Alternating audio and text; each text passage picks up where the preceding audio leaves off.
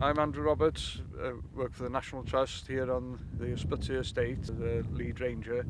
The estate came to the National Trust in 1951 and comprised of 51 tenanted farms and this sort of wild expanse of moorland. The Migneint is an important part of the estate, both from an agricultural point of view and also from an ecological point of view.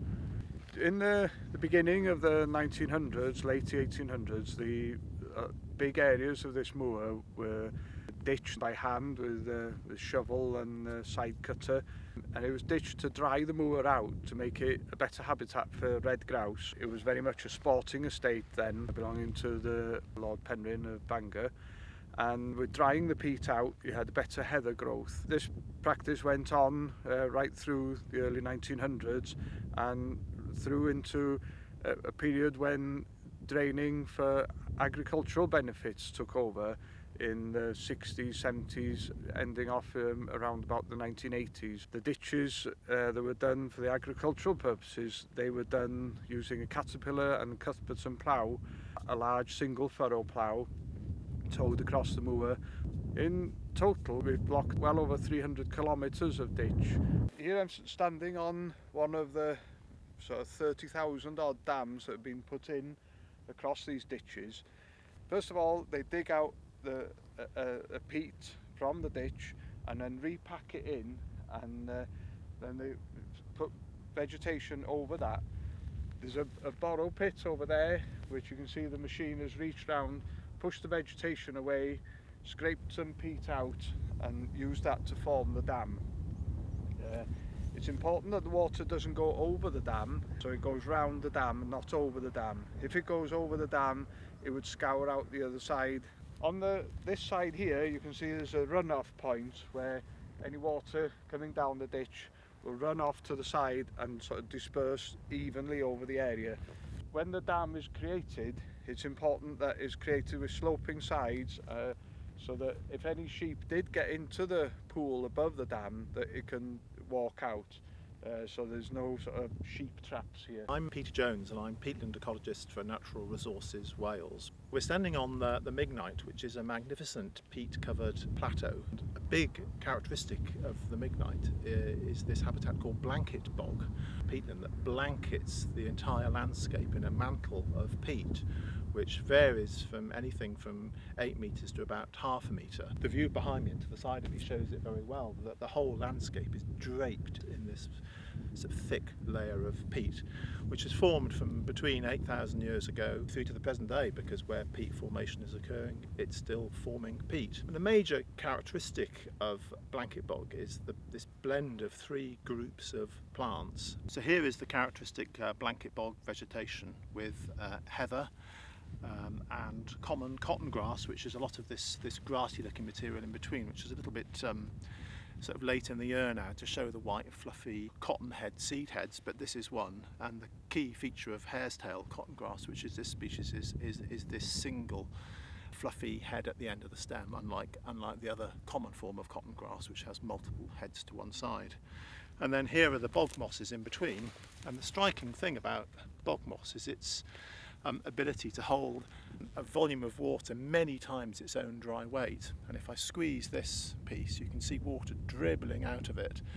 And this is after several weeks of dry weather. This is one of the driest Septembers we've had. And, this particular one is one of these lovely crimson bog mosses. There's over 20 species of bog moss of sphagnum in the UK. But the group that one finds on blanket bogs are very specialised because they can cope with the very acidic, nutrient-poor conditions that arise because this bog is fed exclusively by rainfall. This is one of the many blocked sections of ditch on the Migneint, and this particular one was blocked 2 or 3 years ago with a nice peat dam just in front of me. And what was a deep ditch, a good half metre or so deep with maybe water at the very bottom, is now water filled, and the water is being retained behind the dam, and there's been very impressive recovery of vegetation behind the dam, including both cotton grass species and a great deal of bog moss. This is a different one to the one I was pointing out earlier. This is one of the green sort of more or less semi-aquatic bog mosses, and this is holding an absolutely huge amount of water. And the fact that these bog mosses are recovering over the surface of the block ditch is indicative that this is going to be forming peat probably now, certainly in the future, because bog mosses are one of the principal species which form peat. And the really important feature of this block ditch is that the water level, I'm now standing in it, and it's half to 3/4 of the way up my Wellington boot. And because this ditch is now blocked, this is preventing the drawdown of water levels in the peat next to the ditch. And what happens when you get drawdown of water in the peat is that peat above the permanent water table begins to oxidise away to the atmosphere, and that's releasing its all-important carbon store both back to the atmosphere and as dissolved carbon in the drain, which is then going into watercourses. And once you block the drain, you raise water levels right up again, and that helps to keep the adjacent peat nice and wet, and will hopefully restore peat forming conditions over large areas. This is a special type of peat corer called a Russian corer. The key feature of this is that it collects an undisturbed half cylinder of peat, which you can then analyse to see the plants that grew here and in the surrounding area in years gone by. So if we just put, if Andrew and I just pop this into the ground, it takes a fair bit of pressure to push it in. A bit more, that's it. And then if we turn it through 180 degrees, it should cut out a nice sample of peat. And then if we try and pull it out again, watch your back. There we go. Thanks very much. So I don't know if you can follow this, but as we then open the sample chamber,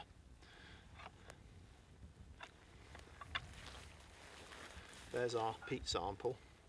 There's a fairly intact half cylinder of peat has come out, and peat forms at the rate of around about 1 millimetre per year, and this is a 500 millimetre long chamber, so in theory the bottom of that core could be 500 or so years old, although that is only a very sort of approximate peat growth rate. But what you can then do is analyse the content of the peat to see which plants it's made up of, and there's lots of material in this peat.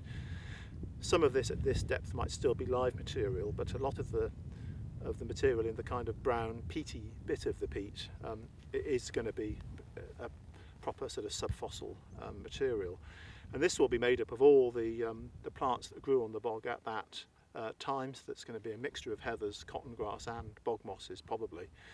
And the fascinating thing is that the composition of plants in the peat changes through time in response to climate in particular. So there's a lot of interest in looking at how the climate has evolved over time by looking at peat core evidence. So a very important feature of peat is its carbon content. In the sample we've got in front of us, around about 80 to 90% of that peat by volume is actually water locked up within the peat.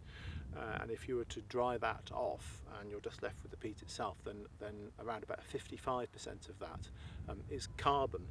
And if you sort of integrate that out over the whole extent of peat deposits in the UK, that very quickly amounts to an enormous reservoir of carbon locked up in the peat. The really important, significant issue about re-wetting these bogs, you're helping to keep that carbon locked in the peat rather than letting it oxidise off to the atmosphere. And of course it's also conserving the all-important biodiversity of these mires, which require a high and stable water level throughout the year.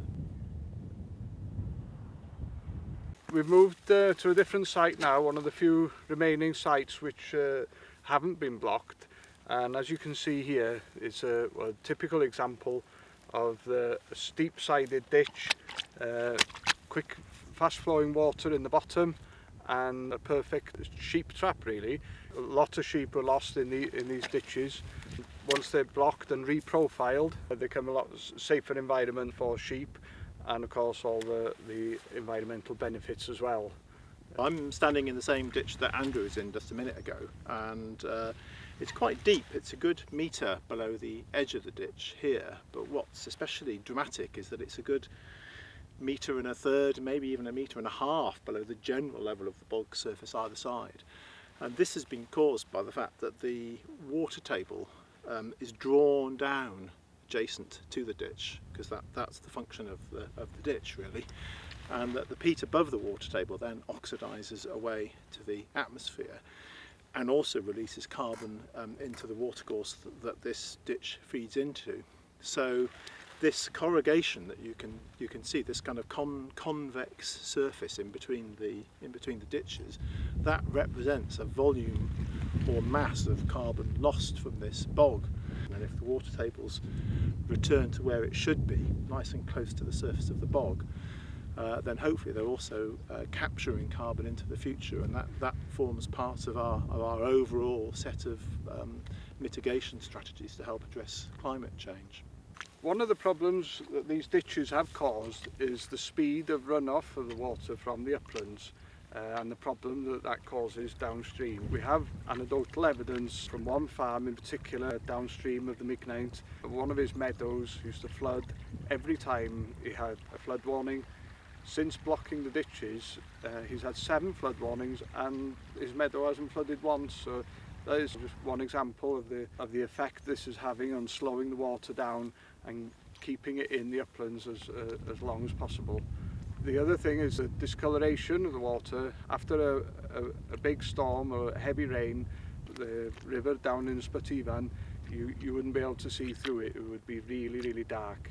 And lots of local residents have noticed now, especially the fishing fraternity, they noted that the water is a lot clearer as it runs down through under the bridge in Ysbyty. It's become noticeably clearer with all this filtering through the many dams and the mosses that are holding it all back.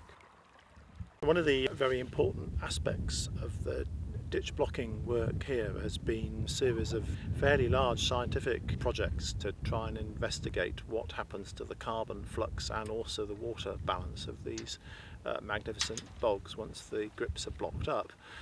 And this work was commissioned because in terms of the carbon argument there was some concern that rapidly raising water levels and blocking ditches can actually result in a short-term methane pulse to the atmosphere, which is more problematic than carbon dioxide in terms of the greenhouse gas. And that piece of work is due to report fairly soon. I think the important issue to bear in mind is that pulse of methane is likely to be very short-lived, and yet by blocking these ditches, one's providing a permanent solution to the hydrological and wider ecological damage that was caused by ditching in the first place. And we're avoiding the loss of that carbon into the atmosphere and into watercourses by doing that. So I think that's an important point to bear in mind. But it'll be very exciting to see what the studies conclude. And then, of course, as Andrew was saying, the anecdotal information about benefits in terms of runoff reduction are very important.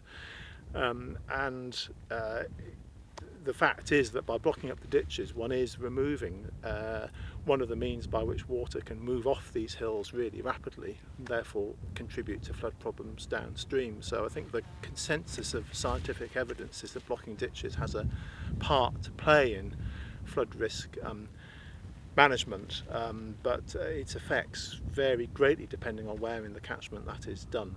In considering the sort of function of these peatlands to society, it's always very important still to bear in mind these are wonderful wild places and reservoirs of biodiversity on a truly landscape scale. Peat covers around about 5% of the Welsh land surface, and blanket bogs are the most abundant or widespread component of that. And these are really very wonderful places to be in. They have a wilderness quality all of their own really, and I think it's very important that we conserve them for their intrinsic value as well as for the wider services they provide to society.